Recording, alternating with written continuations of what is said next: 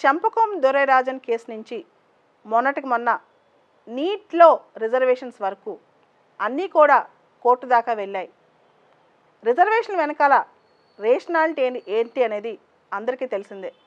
అన్ని వర్గాల వాళ్ళు, అంటే అన్ని కులాల వాళ్ళు, అన్ని మతాల వాళ్ళు, అన్ని తెగల వాళ్ళు ఒకే విధంగా డెవలప్ అవ్వలేదు కాబట్టి రకరకాల వర్గాల వాళ్ళ కోసం, అందరి కోసం కాకపోయినా చాలామంది కోసం రిజర్వేషన్లు వచ్చేసాయి.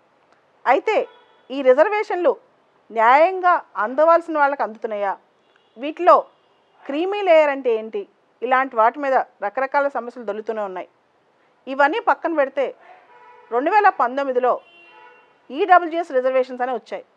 103 రాజ్యాంగ సవరణ ద్వారా జనరల్ కేటగిరీలో ఎవరైతే ఆర్థికంగా వెనకబడి ఉన్నారో వారికి 10% రిజర్వేషన్ ఇవ్వాలని చెప్తూ ఈ కాన్స్టిట్యూషన్ అమెండ్మెంట్ వచ్చేసింది.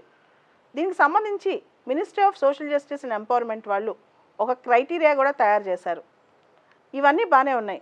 అయితే నీట్ నోటిఫికేషన్ వచ్చిన తర్వాత నీట్లో ఈ అండర్ గ్రాడ్యుయేషన్, పోస్ట్ గ్రాడ్యుయేషన్ సంబంధించిన నోటిఫికేషన్ వచ్చేసిన తర్వాత నీట్లో ఓబీసీ వాళ్ళకి 27%, ఈడబ్ల్యూఎస్కి 10% రిజర్వేషన్ ఇస్తూ ప్రభుత్వం ఉత్తర్వులు జారీ చేస్తుంది. దానికి సంబంధించి మెడ్రాస్ హైకోర్టులో పిటిషన్ కూడా దాఖలైంది ఈ రిజర్వేషన్ వ్యతిరేకంగా. మెడ్రాస్ హైకోర్టు ఆల్ ఇండియా కోటాలో రిజర్వేషన్ ఏంటని తోసిపుచ్చేసింది.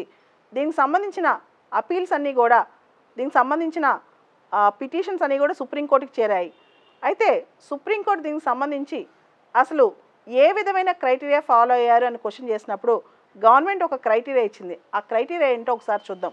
ఈ ministry of social justice and empowerment వాళ్ళు ఈడబ్ల్యూఎస్ కోటాకి అర్హత ఎవరికి అనే విషయంలో ఒక గైడ్లైన్ స్టార్ట్ చేశారు 2019 నుంచి.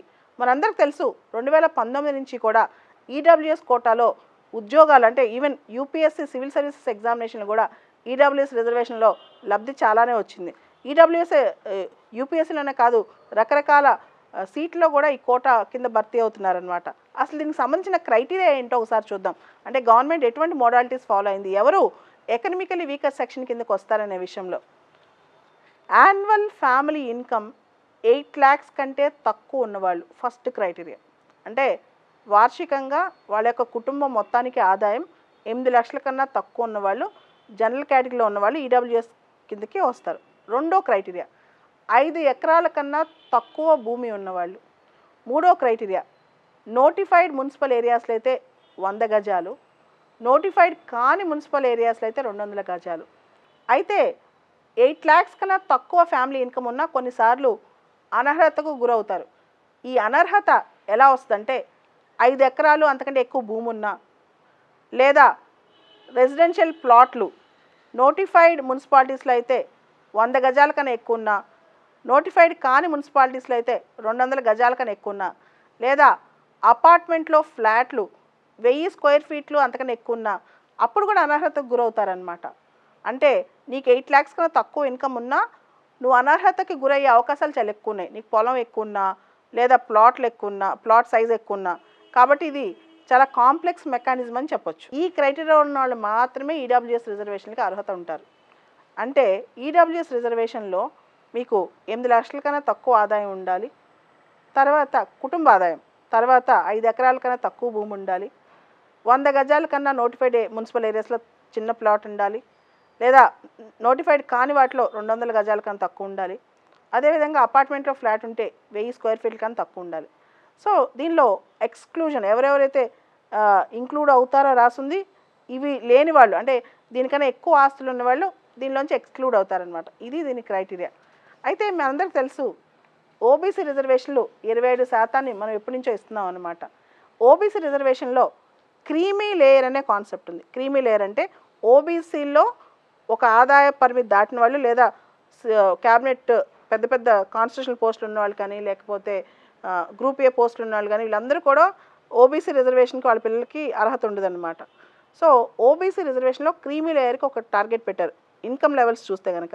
అదేంటంటే 8 lakhs కన్నా అబోవ్ ఇన్కమ్ ఉన్న వాళ్ళకి ఓబీసీ రిజర్వేషన్ చెల్లవు. వాళ్ళు ఓబీసీ క్యాస్ట్లో ఉన్న, బ్యాక్వర్డ్ బీసీస్లో ఉన్న ఓబీసీ రిజర్వేషన్ రాదు, వాళ్ళు క్రీమీ లేయర్ కిందకు వస్తారు కాబట్టి.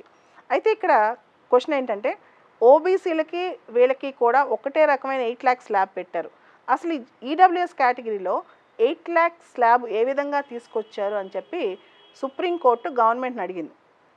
ఈ మీరు 8 lakhs లిమిట్ 8 lakhs కన్నా తక్కువ ఉన్న వాళ్ళకే ఈడబ్ల్యూఎస్ రిజర్వేషన్ ఇస్తారు. అసలు 8 lakhs అనే క్రైటీరియా ఎక్కడి నుంచి తీసుకొచ్చారని గవర్నమెంట్ మొదట్లో ఈ 8 lakhs క్రైటీరియాని ఇచ్చిన క్రైటీరియా మొత్తాన్ని సమర్థించుకున్న తర్వాత 3 సభ్యులున్న కమిటీని ఒకటి అపాయింట్ చేసిందనమాట. దీనికి సంబంధించి ఈ క్రైటీరియా ఈడబ్ల్యూఎస్ క్రైటీరియా ఎలా డ్రా చేస్తావు అనే దాని మీద కమిటీని నవంబర్ 2021లో అపాయింట్ చేసింది. డిసెంబర్ 2021లో ఆ కమిటీ ఒక రిపోర్ట్ ఇచ్చిందనమాట. 8 lakhs కంటే తక్కువ ఆదాయం ఉన్న వాళ్ళకి ఈడబ్ల్యూఎస్ రిజర్వేషన్ ఇవ్వడం అనేది కరెక్టే. కుటుంబ ఆదాయం ఉన్న వాళ్ళకి ఈడబ్ల్యూఎస్ రిజర్వేషన్ అనేది కరెక్టే. అంటే మొత్తం వాళ్ళ కుటుంబానికి సంబంధించి 8 lakhs కన్నా తక్కువ ఆదాయం ఉంటే ఈడబ్ల్యూఎస్ రిజర్వేషన్కి తీసుకురావచ్చు. అయితే దీనివల్ల చాలామంది రిజర్వేషన్లు వస్తారనేది అన్న ఎటువంటి వాదన ఉన్నా ఇది మాత్రం రీజనబుల్. 8 lakhs కన్నా తక్కువ ఉన్న వాళ్ళకి ఇవ్వడం అనేది రీజనబుల్. అయితే రెసిడెన్స్ అనే క్రైటీరియా అంటే నీకున్న 100 గజాల స్క్వేర్ యార్డ్ల ప్లాట్ ఇలాంటివన్నీ కరెక్ట్ కాదు అని. అయితే సుప్రీంకోర్టు చివరికి ఏమందంటే ఇంటరిమ్గా ప్రస్తుతానికి ఈ 8 lakhs ఆదాయంతోనే ఇప్పుడు ఇచ్చిన మొత్తం క్రైటీరియాతో మనం నీట్ పీజీ అడ్మిషన్ కానిద్దాం. ఇది ఇంటరిమ్ ఆర్డర్ మాత్రమే. భవిష్యత్తులో అంటే ఈ కేసు నడుస్తూ ఉంటుంది. సుప్రీంకోర్టు పూర్తి స్థాయిలో ఈడబ్ల్యూఎస్ రిజర్వేషన్ గురించి స్టడీ చేసిన తర్వాత పూర్తి స్థాయిలో ఆర్డర్ ఇచ్చిన తర్వాత అప్పటి నుంచి ప్రాస్పెక్టివ్గా ఆర్డర్ వర్తింపజేస్తాము అని చెప్పింది.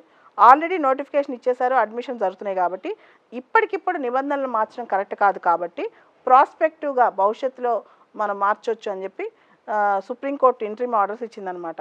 క్యాబినెట్ ఆల్రెడీ 8 lakhs క్రైటీరియా సంబంధించి అప్రూవల్ కూడా అయిపోయింది. సుప్రీంకోర్టుకి ఒక అఫిడవిట్ కూడా సబ్మిట్ చేశారు కాబట్టి నీట్ కౌన్సిలింగ్ స్టార్ట్ అయిపోయింది. నీట్ పీజీ కౌన్సిలింగ్ ఆల్రెడీ నేను స్టార్ట్ అయిపోయింది. సో ఓవరాల్గా ఏంటంటే ఇప్పుడు ఇచ్చింది ఇంటరిమ్ ఆర్డర్ మాత్రమే. సో ఓబీసీ రిజర్వేషన్ గురించి 27% కరెక్ట్, దానికి సంబంధించి ఎటువంటి డిబేట్ ఇప్పుడు కూడా లేదు.